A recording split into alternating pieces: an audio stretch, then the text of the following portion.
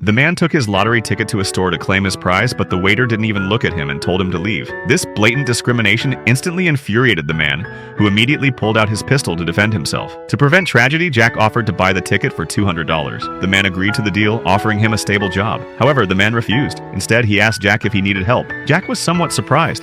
He was already well off and had never imagined he would need help. You just remember that you did this, Jack, okay?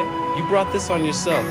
Jack didn't understand why the man said those words, but when he woke up the next day, he found himself lying in an unfamiliar bed, with a blonde woman cradled on his chest. A little girl came in, holding a baby, placed it on their bed, and called Jack Daddy. Frightened, Jack hurried downstairs and found himself in a remote town. He quickly drove to his home, but was stopped by the housekeeper, who taunted him. He drove to the office again, but was still turned away. The receptionist treated him as an unreasonable stranger. The general manager, Jack, terrified, rushed out onto the street and was nearly hit by a car. He discovered the driver was the man from last night. Jack quickly got in and asked what had happened, but the man said he had brought it upon himself. He pleaded with the man to let him return to his normal life, but he told him to get out and leave. The next day, Jack was awakened by a crying child. He knocked on the bathroom door and tried to alert Kate about the child's continued crying, but Kate said it was his turn to take care of the child today. Reluctantly, Jack walked towards the crib, but what he saw stunned him. Faced with this situation for the first time, he had no idea how to proceed. Fortunately, his daughter was there to offer guidance. However, Jack's clumsy handling made her realize he was definitely not her father. You're not really my dad, are you? One day, Jack stumbled upon a videotape. Curious, he opened it and discovered it was a recording of Kate's 22nd birthday party.